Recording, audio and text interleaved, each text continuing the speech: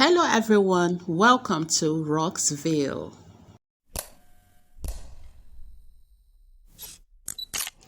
So yeah, while there are a lot of awareness ongoing for different kind of abuse, like psychological, mental, physical, verbal, emotional, and all of that kind of abuse, I still feel that so much work needs to be done, so much awareness needs to be created on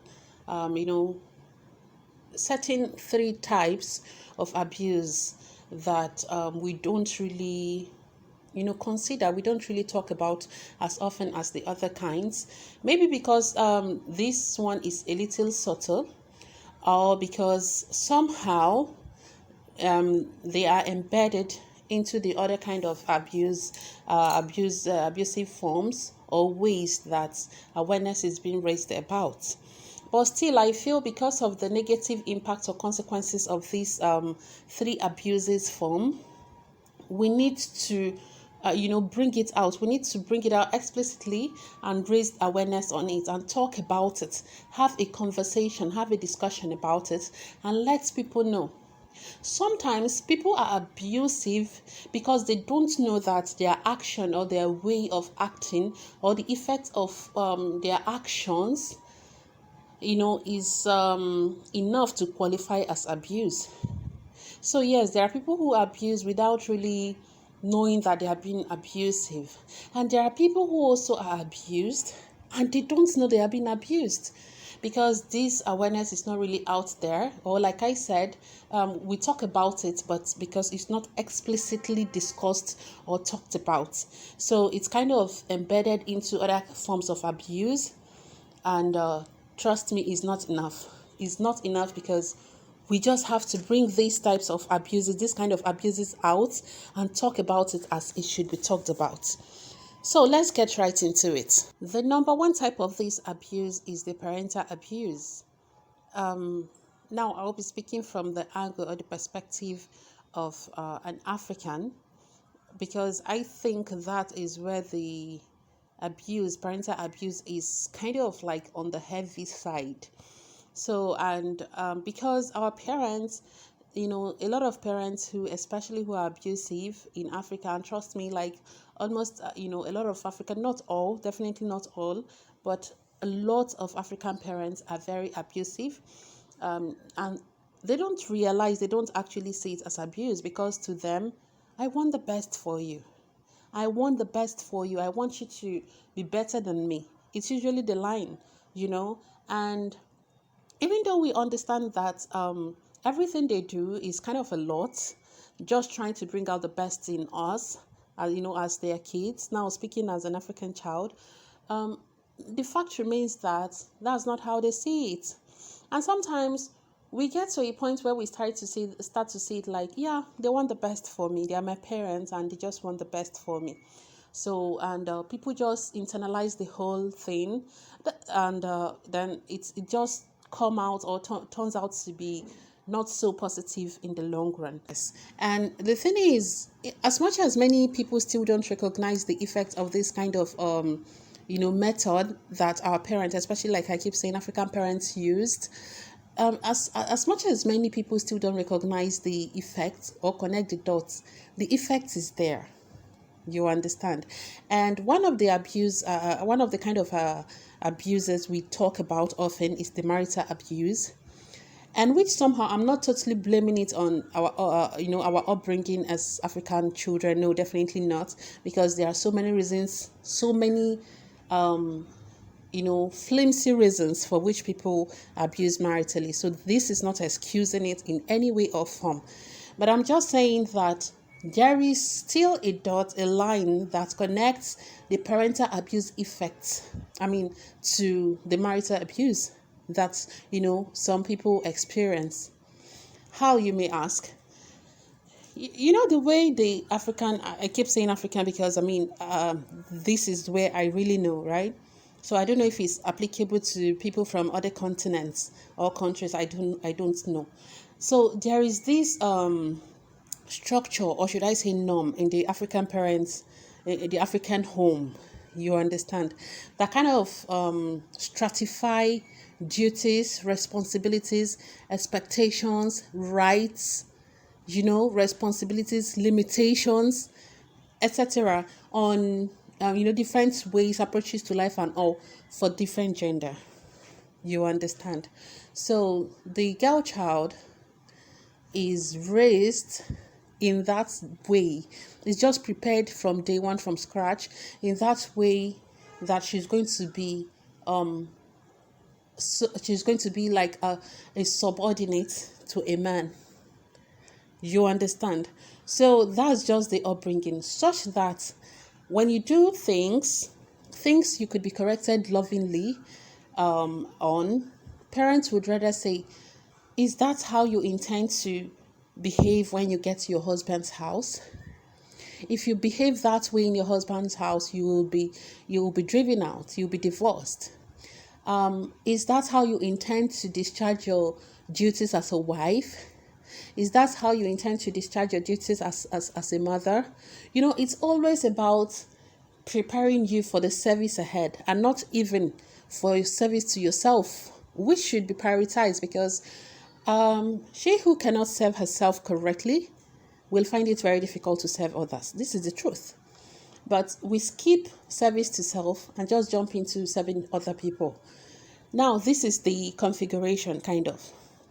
And the guys, the male or the sons, on the other hand, are trained right from time to know that they are going to be the bosses in their homes, the heads. They're going to be the lords. They're going to be the presidents, the leaders, the kings. And as such, what is majorly expected of them is to be responsible, to be able to be have the ability to provide the finances to run the home. So once they have the finance to run the home, they are automatically elected as the leaders, the one an authoritative leader in most cases, because it's seen as, once you're able to do this for your wife and your kids, they have no choice than to respect you. So the male children from that very young age too are already aspiring to be men of such substance. So we all just grow up in from this kind. And I forgot to mention this, such that even from the home, the male children and the female children are already acting their duties as though they are already husband and wives. That's why you see it's not so uncommon in African home. I don't know about now, but at least back back in the days, where the brother, like the son of the house, eats and call the sisters to come and pick it. Even if he doesn't, it's just expected of you as the daughter to know that, yes, you're supposed to pack the dishes, go clean it, and all of that. So that upbringing is already there. I'm not yet married. I'm already being treated like this. And this is how it should be. This is what a woman should do for a man. And then we get into marriage, and everybody is trying to live on what, just like everyone is trying to put into practice what they flaunt. You understand? What they flaunt in theory, everyone is trying to practice. And then before you know, marital abuse, like I keep saying, I'm not saying this is the only reason responsible for it. No, I'm just saying it has effects. And that's why you also see, like I said in the beginning, I said, the abused may not even recognize the abuse as one, because she has been raised ready to be abused. And then as a woman in Africa, I don't know about now if parents are really trying to change the narratives, but then the day you're leaving, like on your wedding day, you hear parents say, as you're going now, we're not expecting you back into the house. So whatever they go through in that marriage, they just have to take it, hook, line, and sinker, because where do you want to go? And it's just like you are a failure if you should object or say, you know what, enough is enough, I can't take this anymore and I want out. By the time you think about your family, normally we always say society. Sometimes families are like the major culprit. They are like the major, factor a lot of people consider and choose to die in their abusive marriages. Where do you want to go? If you try to leave, it's still that, parents who will come to keep reminding you every day that if you had been the best you can be, if you had taken or held on to all the values they impacted into you, you would not have been in the situation you are. To them, you were not good enough, and that is why your marriage came crashing. So another way these parental abuse take effects, maybe not immediately, but in the long run, speaking yet again from an African, maybe I should even narrow it to Nigerian perspective because I haven't been to all the countries in Africa, but because I normally read or watch things that are so similar to what is obtainable in Nigeria from other Africans. That is why I keep mentioning Africa, Africa, Africa. I think we have so many similarities in our culture, beliefs and practices as well. So another way this parental abuse is dished out without us really realizing it, the parents not realizing it and the children not realizing it, is that our parents kind of bite more than they can chew, and you are expected to pay for it when you become an adult. You understand? So let me explain that a bit. You would see an African parent who is earning, not so much, tries to put their kids in schools that, they can't really afford. Why? Because their neighbors' children are in that same school and they just want to. Sometimes they think they do these things for their children, but no, they do it for themselves. They just want to also belong. They want to feel among. So they end up putting these kids in that school their neighbors are sending their kids, which is not quite affordable by them. But then now you are in that kind of school and they have to, overwork themselves. They have to go through so much to be able to keep up with the requirements of the school. The expectation of this in the long run is for you to become a certain person with certain level of achievement so you can give back to them what you had been offered as a child. And then when adulthood strikes and it doesn't go in line with their expectation, it becomes a case of you are not appreciative, or you didn't, more like you didn't hold on to the end of the bargain, because sometimes their upbringing is like transactional. That's funny, but it's not uncommon to hear an African parent say, you should be grateful that I did, that you should be grateful that they took they discharged your responsibilities towards you. You should be grateful for it. Because really, not very many parents are also responsible.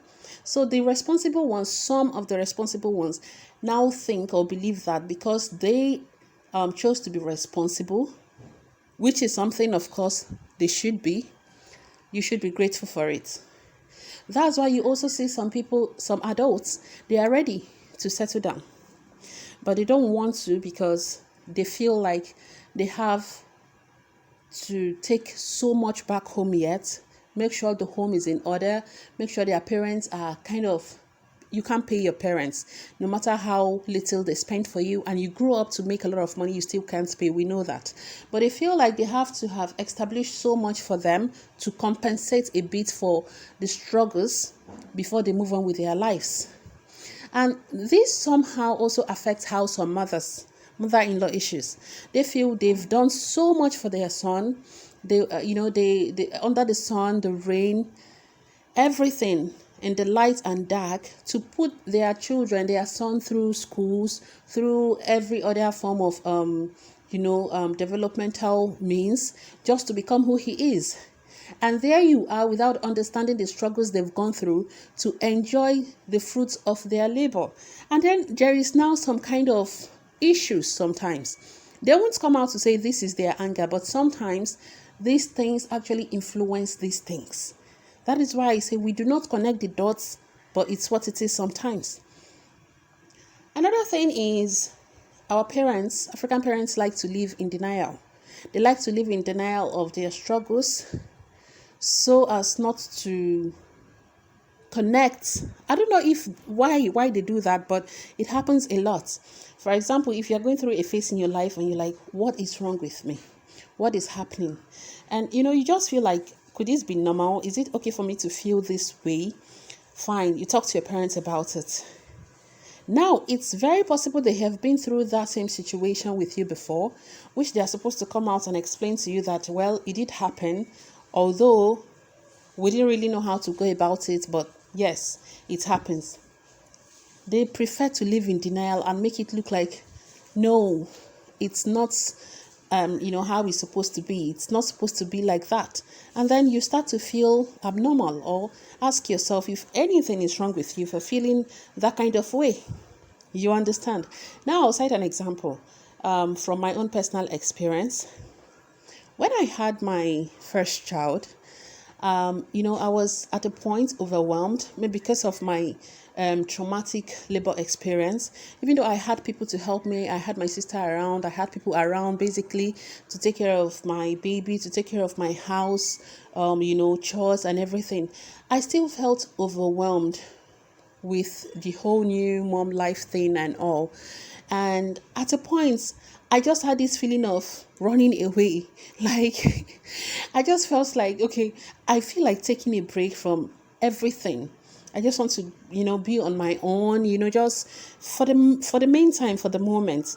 And I felt, is this really okay? Is this feeling okay? So I had to ask my mom, and she was like, no, that's not, a good thing to feel. How can you feel like being away from your husband and your kid? I mean, where else would you want to be? Everyone should want to be with their with their husband and kids. And I mean, I love these people. I love them to the moon and back. But then it was just how I felt. And digging deep and reading and studying, I found out that it's actually something quite common with especially new parents, when you just feel overwhelmed with the whole new mom thing, and sometimes you want to take a break, which I'm very sure our parents must have felt at one time or the other. But then I was wondering, why then can't she just say, yes, I felt that way too, but this is just it. You just have to come to terms that this is a new life now and find a way to mitigate. Even though she couldn't really handle hers in her own time, at least I just needed to feel that I'm not being worried. Like, I'm okay, I'm fine. You understand? But our parents, that's just an instance. There are so many other instances which I personally have not experienced, but I've heard. So there are so many things our parents just like to deny it. It's something they know, something they've been through, but they just like to live in denial of their struggles. Which, if they had come out to communicate with us, I think would have gone a long way to ease things for us and make us feel, kind of safe, understood. But I guess our parents see it as passing, weakness onto us, because even their own time, owning up to their vulnerability is like being weak. And that point leads to the next point, which is that they believe to raise a strong child, every approach towards raising the child has to be strong. It has to be coercive. It has to be hard. It has to be difficult, which isn't supposed to be. But that is how very many African homes or African parents believe is the best way to raise kids. They were abusive, verbally abusive. They were physically abusive. A lot of different ways they do these things. They also speak in a confusing love language. Like, they just can't be vulnerable. They just don't want to be vulnerable. It's perhaps very few African homes, parents own up to apologizing to their kids when they wrong them. It's not as if our parents don't understand, recognize, or acknowledge that they are wrong on certain occasions, but they just can't bring themselves to that vulnerable point of saying, sorry, I'm sorry. It's like, no, why should I? They would rather go through other means. Maybe if you had asked for something before, they said they didn't have or they didn't want to give, they would rather than give you just to make up with you, rather than just own up to it and take responsibility for their actions and apologize. We grew up understanding, okay, this is how it is. This is how it is, and our parents don't really apologize. But as time goes on, I feel a lot of these parents also get to change, because My mom don't have issues apologizing now, but as a child, I didn't think she apologized for, things. My dad wouldn't even till now, he just wouldn't. He just would find other means to make up with you and all. And I feel it's wrong. No matter how we try to justify it, that is their own love language. It wasn't a love language. It was just out of that considering vulnerability and taking certain responsibilities as weakness. So somehow this is also passed on to a lot of kids. That's why you see some kids, some let me stop using kids, some people, let me say some Africans, some, because a lot of us have outgrown that kind of upbringing and those things, but sometimes it's just still there. That's why you see some people find it difficult to just own up to responsibilities and apologize. They try to find ways to justify what they've done. So we do not really see these things or connect the dots, but it's there. And like I said, the negative effect is always somewhere, somehow embedded in us, that we are not even conscious of. You understand? Our parents would rather speak in a confusing love language that you don't understand. And one thing I know for sure is that African parents, of course, every parent love their kids, but African parents especially are very doting. Like, they love us so much. Like, an African parent can, go through anything just for their kids. Why then do you have to speak in a confusing language, a confusing love language to that child? Because you just want to, appear strong. You don't want to be vulnerable. So these are the subtle ways our parents discharged their abusive, ways without even realizing it. And like I said, a lot of people didn't also realize it was abuse until maybe later in life when the effect starts to show. There were just so many things, so many ways they did these things that, like I said, their own belief is they want the best for us. They want us to turn out better than them. But the way they went about it was hard. It was just always the hard way, the difficult way. It doesn't have to be. So while this is, to bring out the awareness, it is even more so that we do not unconsciously pass this thing or continue to live in that kind of life and pass these things onto the next generation, onto our children, without realizing it. Because many times we all say, I'm not going to do this to my kids. I don't want to do this to my kids. This one my parents has done, I'm not going to do it. And before you know, we are doing it without even realizing it. Because like I said, the damage has been done and it's somehow, somewhere, just embedded in us, and then we dish it out in bits without realizing it.